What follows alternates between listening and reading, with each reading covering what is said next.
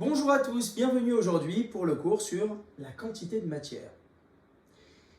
Alors avant de commencer, il faut savoir que lorsque nous avons des objets qui sont petits, nous les regroupons par paquets. Ainsi, lorsqu'on va acheter du riz, on va acheter un paquet de riz, 2 paquets, 3 paquets. Pourquoi? Parce que le nombre de grains de riz est difficilement mesurable, même si on peut le faire évidemment, mais il ne nous intéresse que peu. Alors que savoir combien de paquets j'ai acheté, ça m'intéresse beaucoup plus. Ainsi, les scientifiques ont défini pour les atomes, les molécules, la mole.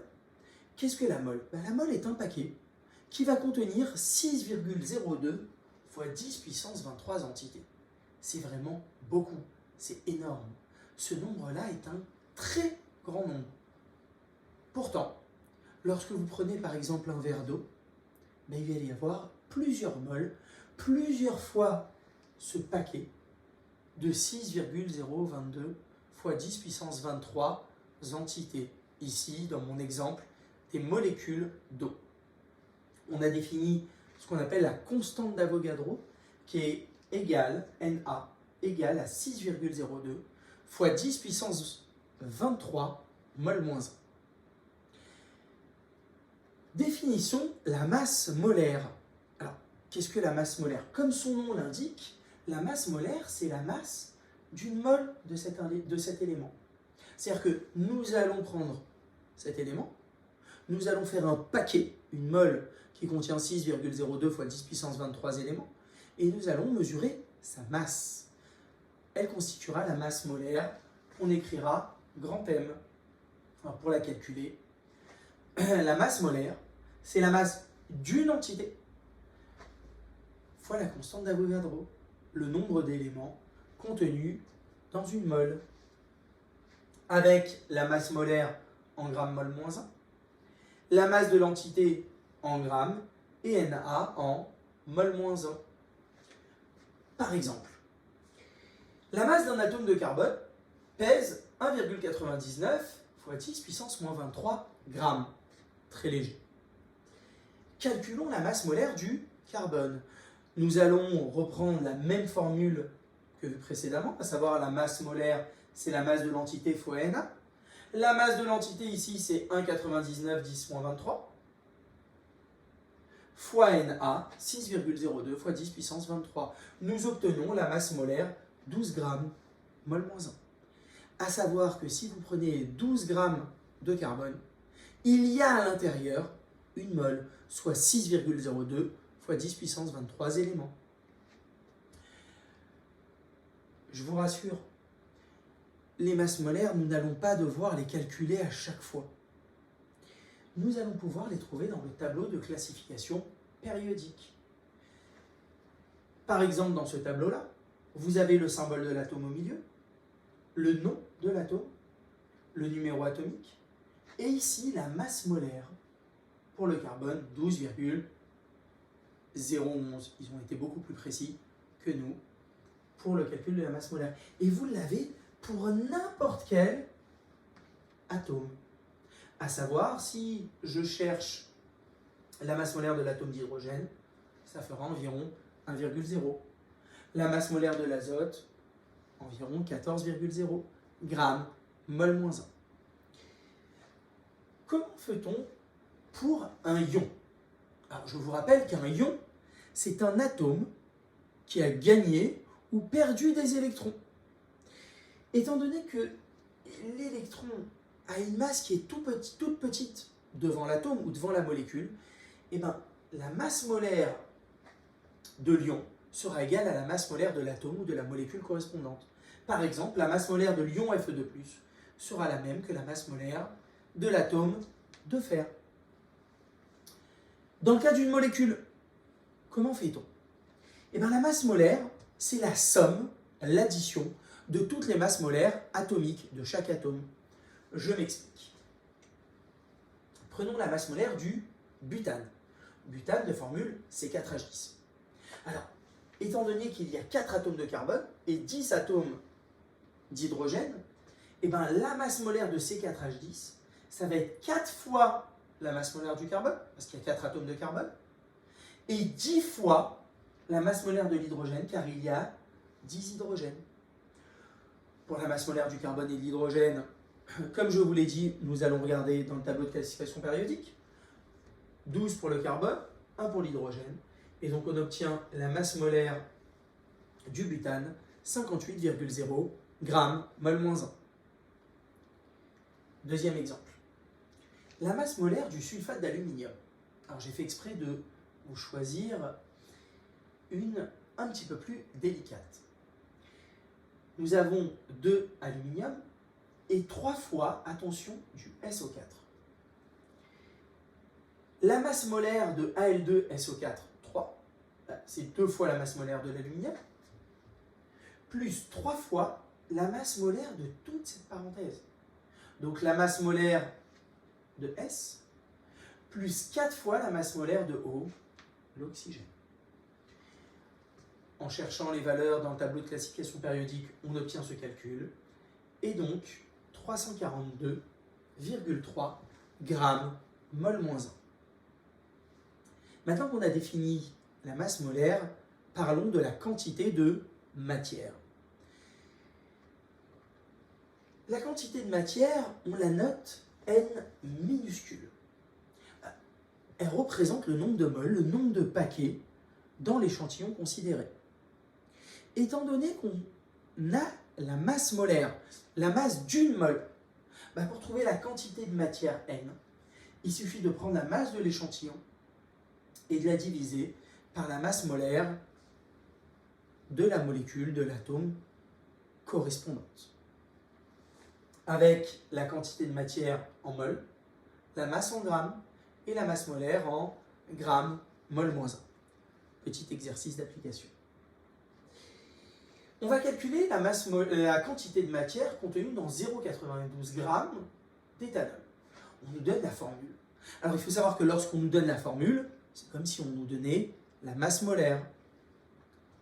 Je cherche la quantité de matière d'éthanol, c'est la masse de l'éthanol sur la masse molaire de l'éthanol. La masse de l'éthanol, 0,92, donnée ici.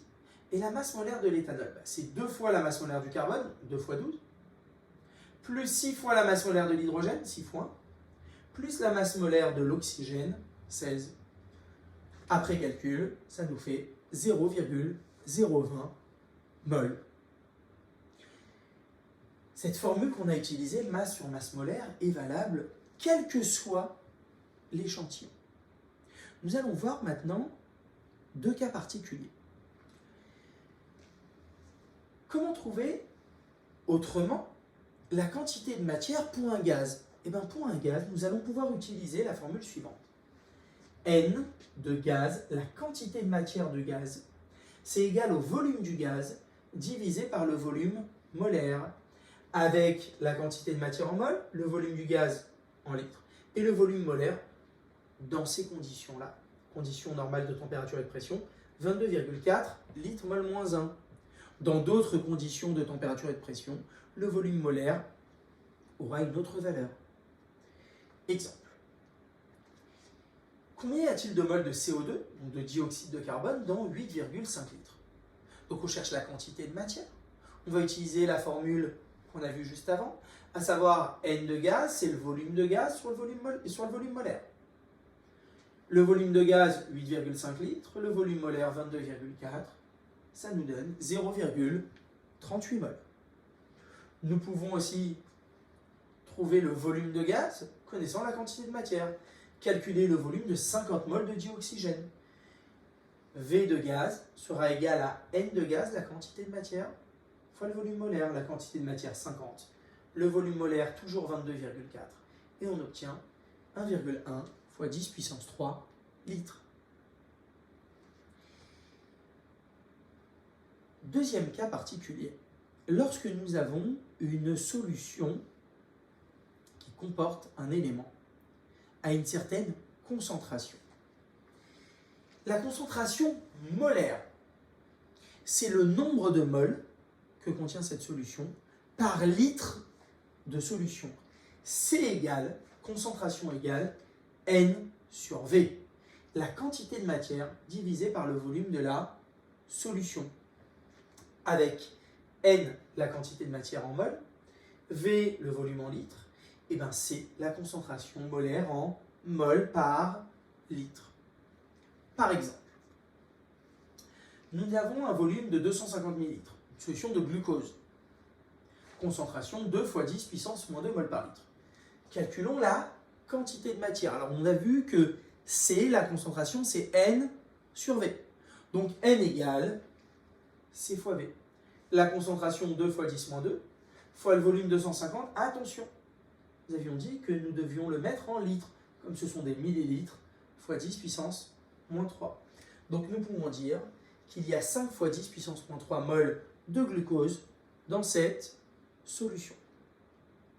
Voilà pour la quantité de matière et ses différentes relations, que ce soit avec la masse, avec le volume d'un gaz, et ici, avec le volume d'une solution et sa concentration. Nous allons parler maintenant de la concentration massique. Alors, comme son nom l'indique, ce n'est pas la même que la concentration molaire. Si la concentration molaire, c'est la quantité de matière N sur le volume de la solution, et bien la concentration massique, c'est la masse M de mon élément sur le volume de ma solution, avec la concentration massique en grammes par litre, la masse en grammes et le volume en litres. Ça vous rappelle certainement une autre formule que vous aviez vue les années précédentes, à savoir la masse volumique. Alors la masse volumique, ρ de la solution, c'est la masse de la solution sur le volume de la solution. Avec ρ de la solution en grammes par litre, la masse en grammes et le volume en litres. Alors vous allez me dire, mais ces deux formules se ressemblent. Cm, la concentration massique, c'est la masse sur le volume de la solution. Effectivement, elles se ressemblent, mais elles sont différentes. La concentration massique de glucose, par exemple, ça va être la masse de glucose sur le volume de toute ma solution. Par contre, la masse volumique de ma solution de glucose, ce n'est pas la masse de glucose, mais c'est la masse de toute la solution sur le volume de toute la solution.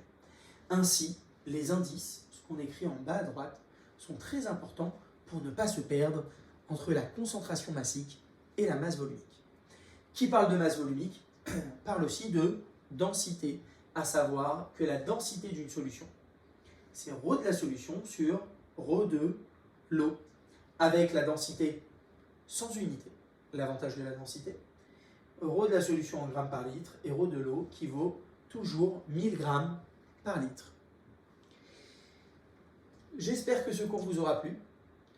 Je vous invite à visiter mon site internet vectorbac.fr dans lequel vous trouverez les E3C pour la première, vous trouvez des annales pour la troisième, pour la terminale, avec les sujets, les corrigés, d'autres vidéos, que ce soit sur le site internet ou sur ma chaîne YouTube, ainsi que des fiches de cours pour pouvoir réviser la physique-chimie. Je vous souhaite à tous une bonne journée et n'oubliez pas de vous abonner à la chaîne. Au revoir.